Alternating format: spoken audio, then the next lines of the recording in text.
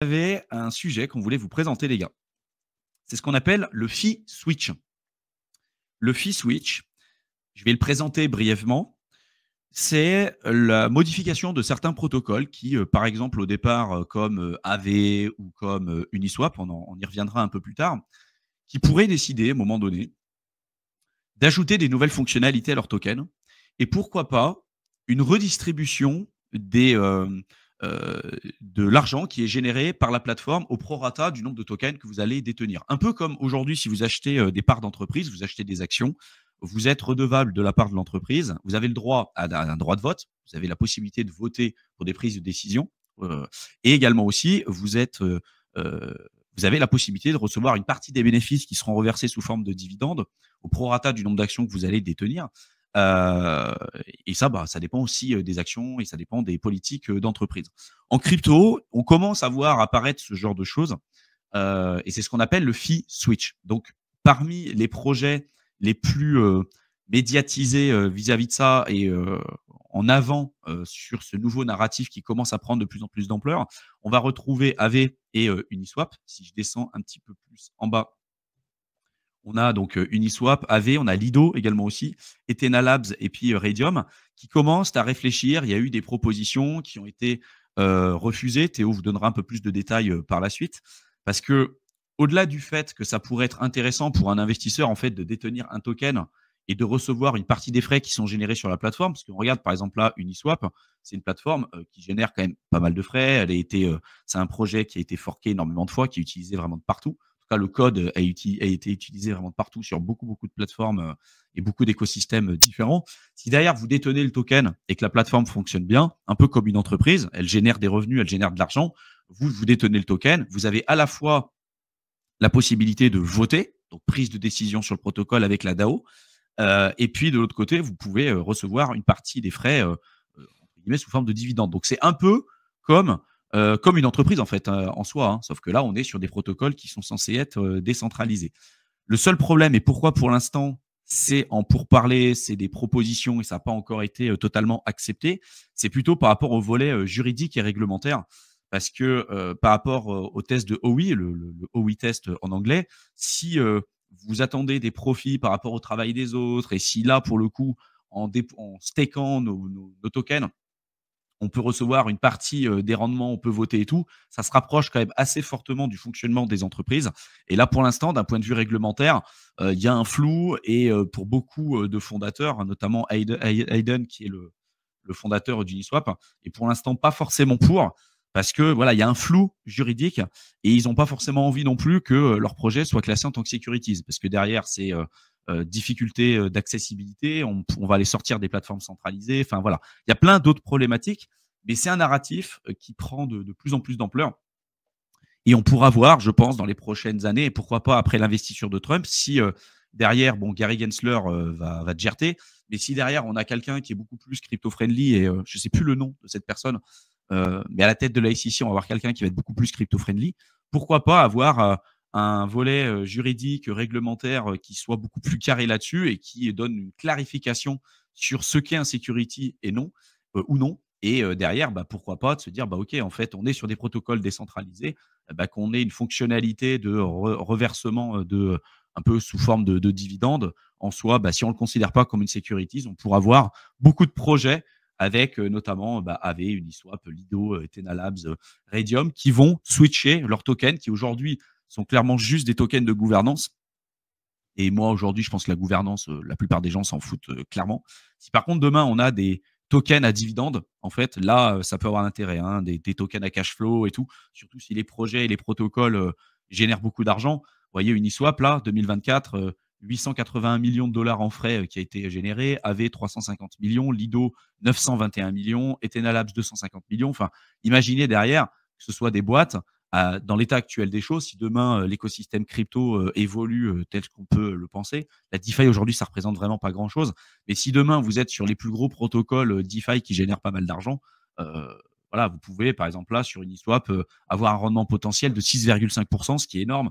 AV 12%, 41% pour Lido, 7% pour Ethena Labs, 26% pour Radium. Je pense que c'est dans l'état actuel des choses. Et aujourd'hui, si demain, il y a beaucoup plus de personnes qui achètent le token et qui Qui le stake, évidemment, les rendements vont baisser, mais si vous achetez des entreprises à dividendes et des boîtes qui sont là depuis très longtemps, comme Coca-Cola, comme Johnson Johnson dans la finance traditionnelle, vous n'êtes absolument pas sur ce genre de rendement-là, hein. Mais ils essayent, je pense, de voir comment on pourrait créer en fait ce genre d'alternative. Et je pense que ça intéresserait énormément de personnes, quoi. Je ne sais pas si tu veux compléter un peu ce que je viens de dire, Théo. Clairement, après, voilà, c'est pas encore mis en place. Il faudra voir pour chaque projet un petit peu comment ils pourraient le mettre en place parce qu'il y aurait différents mécanismes. Mais dans tous les cas, oui, tu regardes juste les potentiels par rapport à la TVL, non, et les fees surtout qui sont générées. Parce qu'au final, c'est, comme tu l'as dit, c'est redistribuer une partie des fees. Est-ce que c'est 20? Est-ce que c'est 30%? Voilà, parce que il y a aussi des questions. Par exemple, sur Ave, la discussion s'est réactivée dernièrement parce qu'en fait, la trésorerie du projet ne fait qu'augmenter. Elle approche bientôt 100 millions de dollars. Au final, elle était 50. Et comme le protocole est beaucoup utilisé, au final, il y a une trésor qui est assez importante, qui est nécessaire aussi pour le projet. Ils ne peuvent pas tout redistribuer parce qu'il y a des fois, pour la liquidation, des choses comme ça, il faut quand même un peu de tampon pour pouvoir maintenir le fonctionnement de certaines parties du protocole. Mais au bout d'un certain temps, tu vois, ils peuvent se dire, OK, on a envie de mettre une petite... alors, incentiver, je ne sais pas si ça se dit, mais on a envie de mettre en place des revenus pour les gens qui sont fidèles, qui stake, qui participent à la sécurisation du protocole. Et il y a aussi tout un effet, au final, ça sera un peu du win-win parce que ça fait que les gens ont envie d'acheter le token parce qu'il y a un peu de rendement aussi. Bon, il sert plus forcément à sécuriser le protocole. Du coup, si la trésorerie est assez importante, bon, il peut y avoir des changements de mécanismes comme ça, mais dans tous les cas, les gens ont un token qui leur donne du rendement. Ils peuvent quand même participer à la DAO. Hein. Il y a aussi des histoires, notamment avec Uni, où ça a été voté 3 fois, il me semble, et à chaque fois, les gros investisseurs qui ont la majorité des tokens ont dit que non. Donc ACZ, Andreessen Horowitz et d'autres gros investisseurs sur le projet ont voté que non, comme tu as dit jusqu'à présent, parce qu'ils avaient peur en fait que ça soit classifié comme une sécurité, et du coup, qu'ils aient des problèmes au niveau réglementaire, même si le fait, voilà, pour eux, c'est Asher qui a dit dans sa vidéo aussi, en creusant un peu le sujet, qu'au final, le fait que des investisseurs majoritaires puissent décider de ce qui se passe sur un projet, ça peut aussi considérer que le projet est une securities. Donc au final, ils ont voté contre le fait que ça soit une securities, mais le fait de le faire, ça pourrait... Bon, bref, il y a des trucs réglementaires qui pourraient être amenés à changer prochainement avec les changements aux États-Unis. Donc on pourrait voir ça arriver. Et pour en finir sur le projet aussi, c'est intéressant parce que les gens en fait n'ont pas besoin de dump leur token pour avoir du rendement. Juste le fait de détenir le token, après est-ce qu'il y aura besoin de le staker ou pas, tu peux avoir du rendement et du coup tu dis pour certains protocoles jusqu'à 40% de rendement, je vais peut-être garder le token, prendre le rendement, surtout si c'est payé dans le token du projet. Notamment il me semble que c'est Aave, la proposition, c'est d'utiliser en fait allouer une certaine partie, il me semble que c'est 20% des frais qui sont générés pour buy directement. Mais ça, je peux le montrer si tu veux, c'était Ouais, sur le vas-y, même montre-le. rapport Ouais. de Octree. Alors, partager. Là, c'était juste en dessous, tu vois, on y était presque. La proposition, tu vois, ça serait de faire du buy et distribute, c'est-à-dire la partie des frais du protocole, ils vont racheter au marché des tokens Aave afin de le redistribuer aux stakers. Donc au final, c'est un peu, tu vois, même comme fait Binance, il y a même des projets qui vont le faire un peu comme la Binance, ils vont utiliser les frais, l'argent généré par le protocole pour acheter les tokens.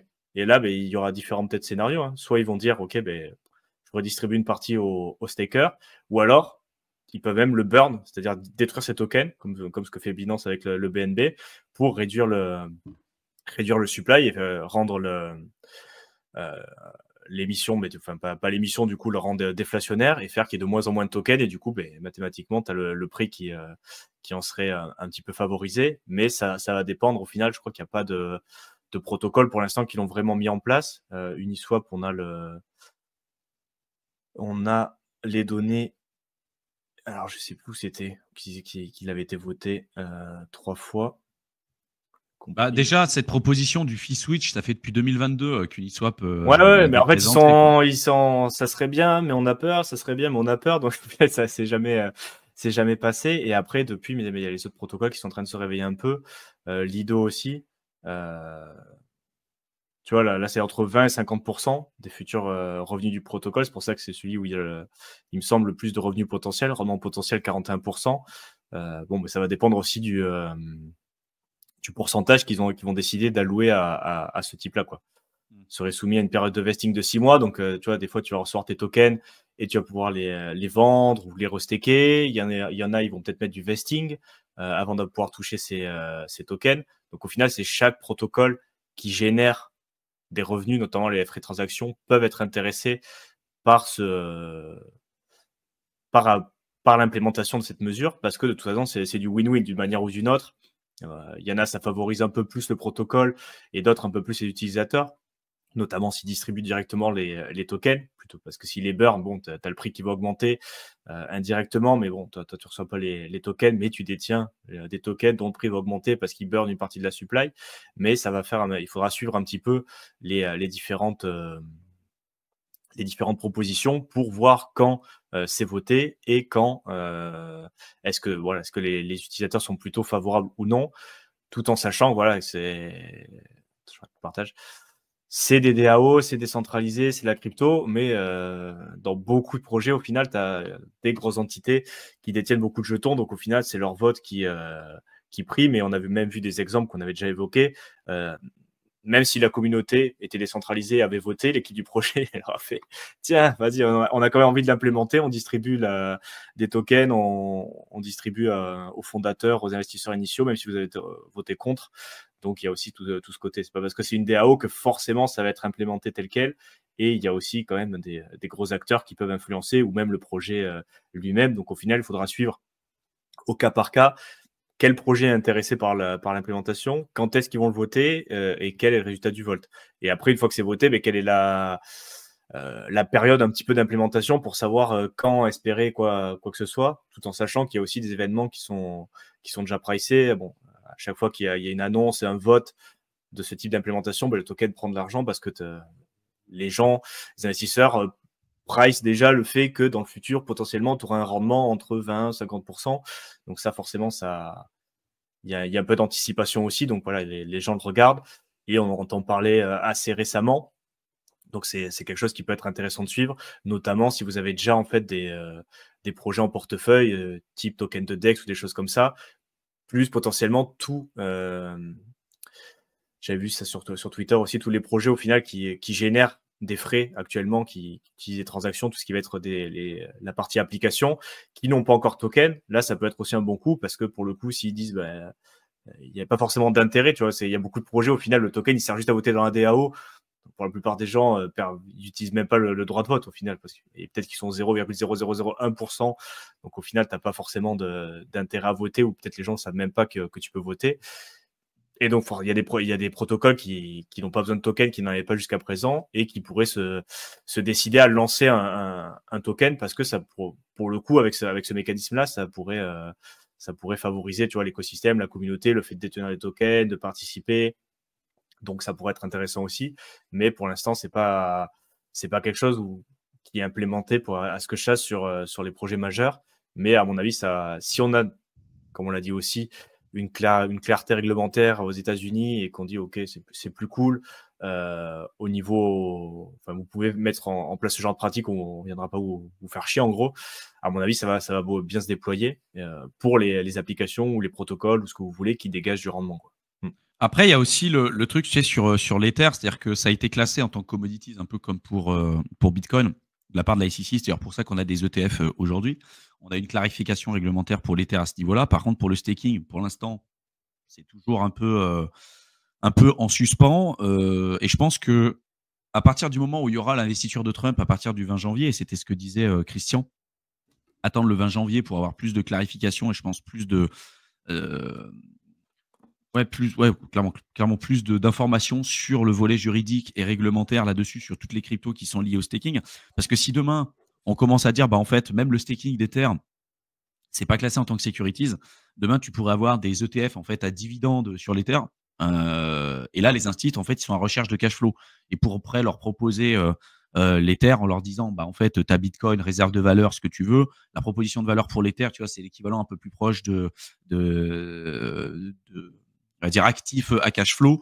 Je pense que là, il y aura une demande beaucoup plus importante là-dessus. Et puis si demain, du coup, tout ce qui est lié au staking, c'est pas considéré comme étant securities, en tout cas à risque, comme tu dis, tu pourras avoir des projets fee switch un peu de partout qui pourront se lancer. Le seul problème que je vois aussi, c'est un peu ce que fait, on en avait parlé avec Mickaël, c'est un peu ce que fait Uniswap aujourd'hui avec un peu leur écosystème, parce qu'aujourd'hui, Uniswap, au-delà d'être une plateforme décentralisée, ils veulent développer tout un écosystème. Ils ont développé leur Uni-Wallet, ils ont développé leur Uni-Chain, ils veulent lancer leur énième Layer 2. Et en fait, au centre, évidemment, ils vont mettre leur token. Donc, ils ont un intérêt, eux, de développer tout un écosystème autour de leur token avec leur wallet, leur machin et tout. Mais en fait, je trouve que d'un point de vue global, si tu veux, vu qu'ils fonctionnent aujourd'hui principalement sur Ethereum et sur des Layer 2 d'Ethereum principalement, c'est une concurrence et en ajoutant des fonctionnalités dont on n'a pas besoin. Je veux dire, on n'a pas besoin d'une énième Layer 2, on n'a pas besoin d'un énième wallet. Et donc, en fait, ça fait que prendre des parts de marché sur un marché qui est certes grandissant, mais tu vois, genre, pourquoi tu utiliserais une e-wallet alors que tu as Rabbi Wallet aujourd'hui qui fonctionne très bien, tu peux utiliser ta Ledger, tu peux utiliser ton truc. En fait, ils l'utilisent parce qu'ils savent qu'ils ont beaucoup d'utilisateurs et que derrière, s'ils veulent valoriser leur token, et d'ailleurs, Hayden, bah, il a beaucoup d'uni, enfin, les gros porteurs, tu vois, c'est pas monsieur et madame tout le monde. Et ces gens-là ont un intérêt de faire valoriser leur token. Et pour ça, bah, ils vont développer des énièmes infrastructures. Et je suis pas convaincu que dans le lot, on en ait vraiment besoin. Et pour moi, à l'avenir, je pense que si on a les fee switch, on aura une multitude de lancements de énièmes blockchain. Par exemple, AV, pourquoi pas, eux lanceraient aussi pareil, hein, leur wallet avec leur layer 2, avec d'autres types de protocoles, tu vois, et puis pour aller générer un maximum de frais, pour récompenser tous ceux qui auraient leur token. Mais ça, pour moi, c'est pas ça qui fait avancer globalement l'écosystème crypto comme dans notre générique, hein, vers de nouveaux horizons, tu vois. Je me dis, en fait, c'est un peu c'est un peu rajouter de l'huile sur le feu, quoi. Je me dis, tu vois, on a des layers 2, on en a plein. Tu as le choix aujourd'hui entre Base, entre des blockchains, enfin, comme Solana aussi, qui n'est pas une layer 2, mais tu vois, genre, tu veux des frais pas chers, tu veux des transactions rapides. Aujourd'hui, des offres, tu en as plein. Tu n'en as pas besoin d'une énième plus. Et je sais pas si toi, c'est un truc que tu vois, tu commences à entrevoir. C'est que si demain, tu as une clarification réglementaire, d'avoir une démultiplication des offres comme ça euh, d'écosystèmes qui veulent essayer de se développer pour valoriser leur propre token, mais qui va venir cannibaliser peut-être la blockchain sur laquelle ils se sont implantés au préalable, en l'occurrence, par exemple, Ethereum. Et que si demain, bah, Ethereum a de moins en moins de parts de marché parce que tout le monde veut essayer de développer son propre écosystème là-dessus, je ne suis pas persuadé que ce soit valorisable et intéressant pour la couche sous-jacente, tu vois. Parce que ce Ouais, que tu en ça, penses. ouais, j'en avais parlé. Alors, je sais plus si j'avais partagé un article, et ça, je sais plus. Peut-être j'essaie de le retrouver pour une prochaine fois, parce que là, je pense que ça va être un peu compliqué, parce ça fait assez longtemps. Et il y avait alors, Togrul, je sais plus comment il s'appelle, c'est un développeur de ZK Scroll sur Ether, du coup, donc seconde couche. Il avait fait un article assez intéressant, tu vois, sur le Layer 1 Black Pill, où au final, on se dirige de plus en plus, et ça va dans ton sens, hein, sur le fait que c'est les applications qui accruent de plus en plus les frais de transaction, plutôt que les layers sous-jacentes, même les layers 2, tu vois, parce que il n'y a pas forcément, tu vois, en fonction de les transactions, comment ça se passe, notamment sur les layers 2, au final, comme c'est pas, enfin, ils bundle, ils font ça de leur côté, et après ils settle sur la couche de base, mais la plupart des frais, tu vois, ça reste intra-application. Il n'y a pas forcément de communication entre les applications qui sont basées, donc les apps qui sont basées sur la même layer 2. C'est assez compliqué, tu vois, pour communiquer entre elles. Et souvent, tu vois, les frais, ils restent dans l'application. Et après, il se passe des settlements, des choses comme ça sur la couche de base. Mais dans tous les cas, on avait vu dernièrement, il faudrait que je retrouve un peu les données, mais où c'était, en gros, la majorité des frais de transaction, elle était générée au sein des applis plutôt que directement sur la couche de base, tu vois, en fonction des protocoles, ils communiquent pas forcément, c'est assez compliqué des fois, même à travers l'EVM, de coder des trucs et tout. Donc au final, je pense que oui, il y aura cet effet-là où ça sera les applications qui vont générer la majorité des frais, même si évidemment il y aura toujours des frais sur les layers de base, mais c'est quelque chose qu'on est en train de voir, ouais. Notamment avec la fragmentation des layers 2 qui sont pas compatibles de partout. Donc c'est aussi une tendance qu'il faudra suivre. Comment sont générés, tu vois, et comment tu participes et comment tu génères des frais dans l'écosystème crypto entre l'application, les différents utilisateurs, les différents intervenants, qui est incité le plus à sécuriser, à staker, à développer, à faire des trucs comme ça, parce que c'est en train d'évoluer un petit peu avec de plus en plus d'applications, tu vois, qui deviennent grosses et qui clairement peuvent cannibaliser en partie la couche de base, et notamment Ether, tu vois, parce qu'Ether, pour le coup, il y a je sais pas combien des dizaines de layer 2 qui viennent par-dessus se greffer avec chacune des applications respectives.